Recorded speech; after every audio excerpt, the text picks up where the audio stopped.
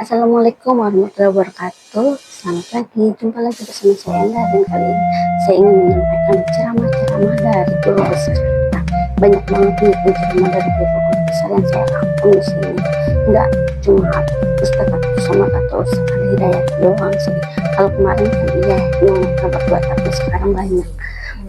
Ceramah-ceramah ini saya kumpulkan menjadi satu sebenarnya untuk diri saya sendiri ya, tapi alangkah baiknya juga saya ingin berbagi ilmu dengan kalian semua. Saya mau mengingatkan kalau ini disclaimer ya, yang infonya juga saya dapatkan dari media sosial, jadi saya mohon maaf jika banyak kesalahan atau kekurangan. Jika kalian suka tolong di like dan di subscribe, jika kalian nggak suka diabaikan aja. Tanpa menunggu berlama-lama lagi, ayo kita simak ceramahnya biar kalian nggak kepo. Berpoligami itu boleh, yang nggak boleh itu menikahi selingkuhan. Ini alasannya. Bagaimana menikahi selingkuhan? Nah, ini mungkin Anda bisa tonton. Apa pertanyaannya? Bagaimana? Ada tadi. Menikahi Udah dihapus kayaknya. selingkuhan. Jadi intinya Tunggu dulu, saya sampaikan ini penting ini. Kok Anda punya keinginan menikahi selingkuhan dulu? Kenapa? Perempuan yang mau Anda ajak selingkuh, terus Anda mau jadikan ibu dari anak-anak Anda. Perempuan yang merelakan harga dirinya Anda renggut, terus Anda percaya setelah Anda nikah dengan dia nggak akan membaginya kepada laki-laki yang lain. Gak masuk ini.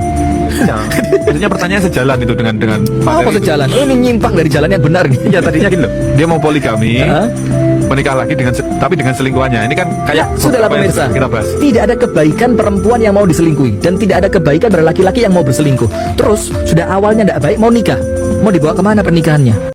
Baca zikir ini untuk menggugurkan dosa-dosanya di masa lalu. Mau usia berapapun, mau 40, 50, 60, 70 tahun, Anda keluarkan zikir ini di pertengahan malam, mohon kepada Allah, maka digugurkan semua dosa-dosa yang pernah dilakukan di masa lalu yang buruk-buruk. Allah ganti sisa hidup Anda dengan lebih baik dibandingkan dengan yang sebelumnya. Rabbana faghfir lana dzunubana wa kaffir 'anna sayyi'atina. Ya Allah, selama ini salah saya menjalani ini. Saya minta ampun ya Allah. Mohon jadikan sisa hidup saya lebih terukur dan lebih baik dari sebelumnya yang pernah saya jalani. Ingat nih untuk para anak yang pernah memiliki. Dan saya tuh sering sekali mengatakan sama anak-anak saya, kalau kalian membentak saya kalau pas lagi marah, tidak apa-apalah, sesekali hati akan membiarkan. Tapi jangan pernah membentak ibu kalian. Kenapa? Karena setiap bentakan kalian kepada ibu kalian bisa jadi memadamkan 1000 kebaikan kalian di masa mendatang. Ini cara setan menggoda para pasangan suami istri untuk berselingkuh. Ini nasihatku bagi semua orang yang sudah bersuami istri ya. Cara setan untuk bekerja adalah dia menghiasi orang-orang lain yang bukan istrimu dan membuat mereka terasa cantik. Apalagi kalau lu udah maksiat. Maksiat lu itu menutupi kecantikan istri lu dan membuat istri-istri orang lain atau orang yang lain yang bukan istrimu itu jadi cantik. Artinya adalah apa? Cantik dan gak cantik itu tergantung ketaatanmu sama Allah sebenarnya. Karena memang di dalam Al-Quran dikatakan fazayyana lahumus syaitanu a'malahum. Syaitan itu mempercantik perkara-perkara buruk, membuat perkara-perkara buruk itu jadi challenging. Di make up sama dia. Di make up sama dia. Buktinya apa? Begitu mereka sudah ngelakuin, nangis. Baru ya kan? Benar. Sebelum kemudian dia selingkuh, cakep banget tuh orang. Makanya kita sering ngomong, kenapa dia selingkuh sama yang jelek? Bininya lebih cakep. Kan itu kan ya. Nah itu karena setan tadi. Ingat nih untuk para suami, dalam rezeki itu ada rezeki istri dan juga rezeki anak. Ini percaya nggak percaya, waktu gue lagi berantem sama istri selepas warung tutup, karyawan nyamperin gue bilang, "Pak, omset beberapa hari ini lagi turun. Maaf pak, maaf banget pak Lancang, lagi berantem sama ibu ya."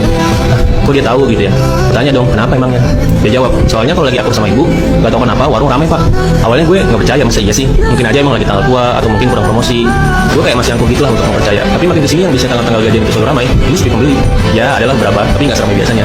Jadi bisa makanan gue ini emang udah jadi kebiasaan. Karyawan yang kerja di area Ciputat, pas pulang kerja pada mampir dulu nih buat bungkusin keluarga yang di rumah. Sekali beli itu bisa 3-5 porsi. Nah dari situ gue percaya, oh oke, ada hal-hal lain yang nggak bisa dinalar dengan logika berbisnis. Mau sekencang apapun promosi lu, karena menurut gue ada rezeki istri yang dititipkan lewat suami. Kalau kita selama ini merasa gue yang kerja, gue yang cari nafkah, lu enak di rumah aja jaga anak, nggak gitu. Kita sangat terlalu egois kalau menganggap hanya kita yang masukkan rezeki. Padahal ada 2 istri di setiap pekerjaan kita.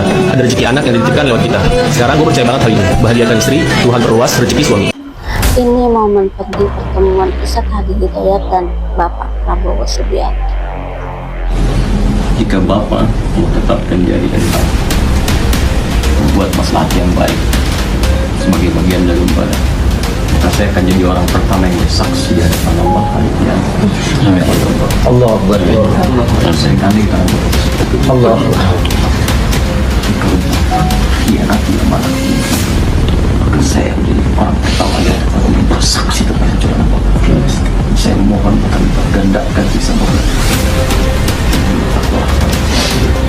Akan berdoa sama Allah.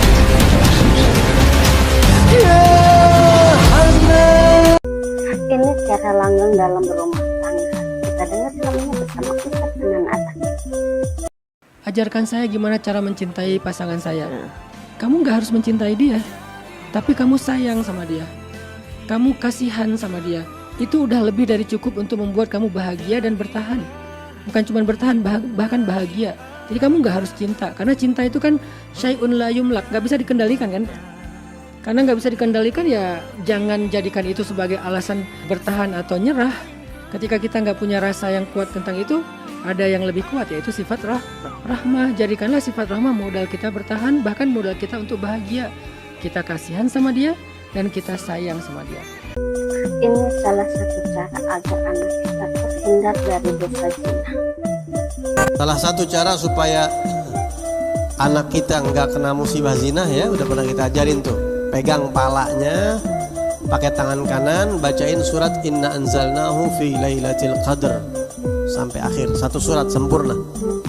Disebutkan dalam kitab At-Tadhkir Al-Mustafa, juga disebutkan dalam kitab Tadhkirun Nas. Kebiasaan para salafus soleh, kebiasaan para habaib-habaib dulu, mereka itu kalau disodorkan anak kecil untuk didoain, dipegang palanya, bacain Anzalnahu fi Lailatul Qadr satu surat, kemudian dipegang dadanya, dibacain Al-Insyirah, Alam Nashrah Laka Sadrak. Antum para orang tua, anak-anak ituin berkali-kali, nggak apa-apa, pegang palanya, bacain Anzalnahu fi Lailatul Qadr. Insyaallah sampai akhir hayatnya, sampai meninggal tuh bocah nggak melakukan zina. Ini 6 cara Allah untuk menjauhkan kita dari sifat sombong. Ada 6 cara Allah menjauhkan kita dari sifat sombong, hasad, dengki, dan yang nomor 6 yang paling istimewa. Yang pertama, ketika kita bertemu dengan orang yang miskin, bisikan dalam hati kita, sungguh dia beruntung karena kelak di akhirat hisabnya dia akan ringan. Yang kedua, jika kita bertemu dengan orang yang lebih kaya, katakan dia sangat beruntung, pasti sedekahnya, infaknya jauh lebih besar daripada kita. Yang ketiga, jika kita bertemu dengan orang yang lebih muda, renungkan, pasti dosa-dosa mereka tidak sebanyak dosa kita yang jauh lebih tua. Dan yang keempat, jika kita bertemu dengan orang yang lebih tua, bisikan dalam hati kita, pasti taubatnya orang yang lebih tua itu jauh lebih banyak daripada kita. Yang kelima, saat melihat orang yang ujian hidupnya tidak pernah berhenti, katakan pada diri berapa banyak dosanya yang Allah telah gugurkan daripadanya. Dan yang keenam, yang paling istimewa, ketika kita bertemu dengan orang yang terlihat hidupnya sedikit diuji, yakinkan hati, sungguh dia pasti menyimpan banyak amal soleh yang tersembunyi dari mata manusia. Pahami gerakan sholat. Kita dengar ceramahnya bersama Ustaz Hadi Hidayat. Hati sholatnya, ingin tahu value dari sholat, maka jangan kita terfokus untuk formalitas saja. Itu menggugurkan kewajiban, formulasinya selesai, secara fikih tuntas, tapi hikmah sholat yang tadi itu kita nggak dapat. Maka yang terjadi apa? Baca dulu, kemudian pahami kenapa takbirnya begini, kenapa tangan kanan menutup yang kiri, apa maksudnya sampai kita diperintahkan sholat, bagaimana kemudian saat kita baca Al-Fatihah, kenapa yang dibaca itu, apa yang jadi bimbingan dari Al-Fatihah untuk kehidupan kita. Kalau sholatnya seperti itu akan merubah hidup kita. Ini tips hidup penuh keberkahan. Mau sehat, puasa Senin Kamis. Mau kebahagiaan, baca Al-Quran setiap hari. Mau wajahnya selalu bersahaya dan enak dilihat, jaga tahajud walaupun 2 rakaat. Mau tenang, perbanyak zikir. Mau uang yang banyak dan keturunan yang banyak, perbanyak istighfar. Mau menghilangkan rasa sedih yang ada di hatimu, perbanyak doa kepada Allah Subhanahu wa ta'ala. Mau diberi jalan keluar dari masalah yang antum punya, ucapkan la haula wa la quwwata illa billah. Mau hidupnya berkah, bersalawat kepada Nabi Muhammad sallallahu alaihi wasallam. Mau disayangi oleh Allah Subhanahu wa ta'ala, berbuat baik kepada orang tua. Kalian tahu nggak ada lambe syariah? Yuk kita kita dengar ceramahnya bersama Ustaz Hanan Ataki. Kalian tahu lambe syariah? Apa? Lambe syariah, gosip sambil zikir. Subhanallah, nggak nyangka ya, astagfirullah. Itu namanya lambe syariah, sambil ngegosip sambil zikir. Itu ada sekarang, banyak kayak gitu. Tahu nggak? Aku nggak mau tahu, aku nggak mau ikut campur urusan orang lain. Tapi kan ini bukan lagi ngomongin orang lain. Oh ya juga ya, gimana? Akhirnya subhanallah, masya Allah, zikir semua dibahas, tetapi dalam rangka gosip. Itu namanya lambe syariah.